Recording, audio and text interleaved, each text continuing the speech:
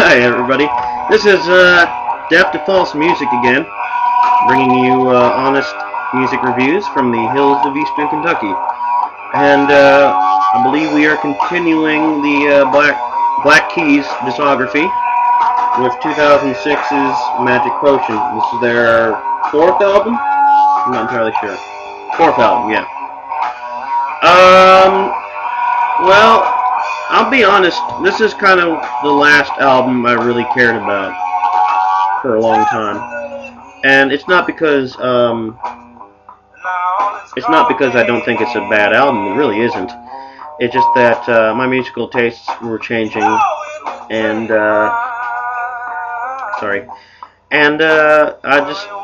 had a big Black Keys obsession for a while, and I kind of grew on to different bands.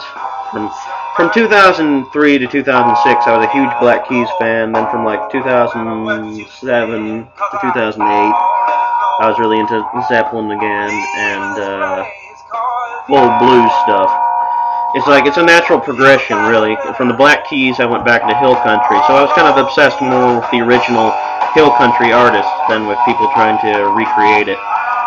So for about a year or so, I was really into like Junior Kimbrough and R.L. Burnside, so I kind of stopped paying attention to Black Keys, which is a shame because they came out with some really good albums since 2006, and some really challenging music, which I will later get into more fuller detail.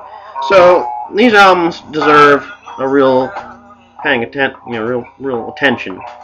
Magic Potion is the last album, I feel, where the raw sound of the early days, like where it's just recorded in a garage or Pat's basement, is the last album to have that kind of raw rock and roll, dirty blues rock sound. And I think after this album they recorded in studios, and then they started fooling around with hip-hop and different stuff. So this is like the last real Black Keys record for me.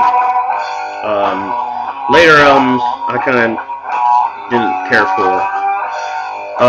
But this one is a really good one. It's just it's catching them in a transition phase, though. They don't quite know where to go from here. That's what this album feels like. It does have that kind of raw sound of Rubber Factory.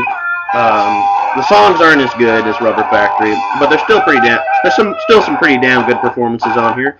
Some great riffs. This song in particular is my favorite, Just a Little Heat, which is strangely reminiscent of Led Zeppelin's Heartbreaker. I mean, you can play the two songs back to back and they could be the same song. And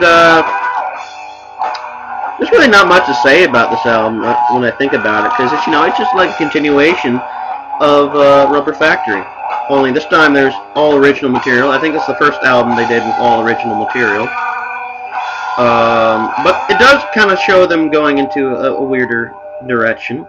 Strange Desire has kind of a almost reggae feel in a way, because it has like these echoed guitars and kind of otherworldly vocals. The songs are getting longer. Songs are getting jammier. Goodbye Babylon is like, what, 6 minutes? Something like that. And there's some interesting ballads on here too. You're the One is a really nice, pretty song. The Flame is a really haunting,